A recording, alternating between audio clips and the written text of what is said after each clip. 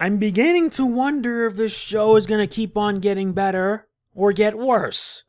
Because this week's episode was, well, a bit on the downward slope. This is Megaman NG, and today we've got ourselves another Flash episode of You. Today we're going to be talking about yesterday's episode, When Harry Met Harry. I'll provide a summary, as well as some of the focuses that, well, I liked and didn't like. Because as much as I appreciate the fact that this episode was a bit meh, there was a lot more bad than good. And that is what worries me. This episode is split twofold. On one hand, Team Flash has to deal with another metahuman. This time, this meta has the power to bring life to inanimate objects. On the other hand, they still have to figure out the identity of DeVoe. Fortunately, Earth 2 Wells has an idea up his sleeves, bringing together other versions of himself in the hopes to find out, called the Council of Wells. But when they do discover his identity, what they find is anything but.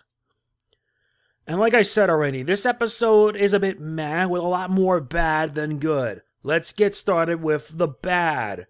And I feel personally the writing is to blame. The writing pretty much was just like, what happened?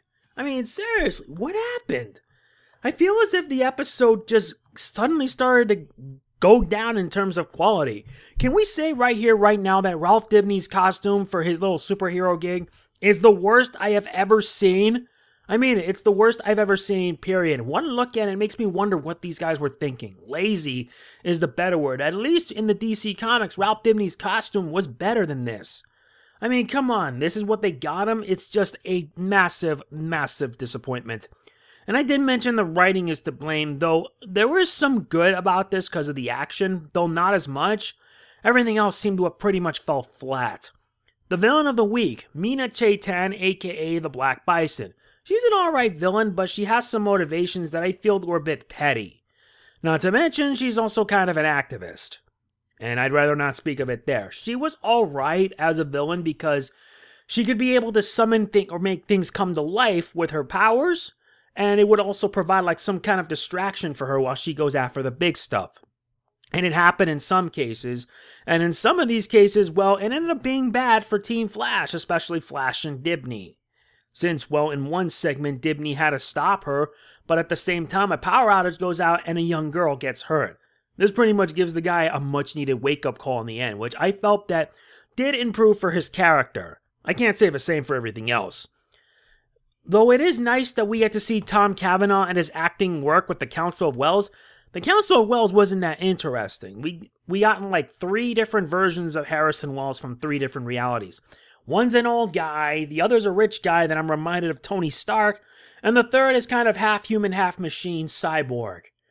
But it does open up the avenue that the multiverse does exist, and we get to see like a little bit of these different counterparts. Sadly, we did not get HR from Earth 19, who is, well, pretty much dead after Season 3. But it wasn't really that interesting. Like I said, Tom Cavanaugh did an impressive job portraying different versions of Harrison Wells, but I felt it wasn't enough. It did contribute to the plot, though, and we actually found out his identity, Clifford DeVoe, who is in fact the Thinker. And when we saw him at the end of the episode, he was in a wheelchair, which further confirms that, yes, the Thinker is someone who's pretty much like a paraplegic in some way. He's like in a wheelchair, and he can pretty much move around. However, here in his human form, well, he's just a normal person. But Team Flash has no idea what they're dealing with. And yeah, by this point, they've already figured it out, which means that the game will probably change. And yes, that's what's going to be happening next week, with DeVoe bringing more trouble than it's worth, especially for one Barry Allen. This will prove to be an interesting take on this whole thing, and I only hope that it does get better. Because believe me, if I were to keep on going with how bad the episode is, it would take us all day. Compared to Legends of Tomorrow, I saw Legends of Tomorrow after The Flash, and Legends of Tomorrow did so much better than The Flash. I mean, I can understand that the show is trying to bring back to its more lighthearted roots, but would it at least help if we got some better writing? Because the writing to me was one of the biggest faults I have with the episode.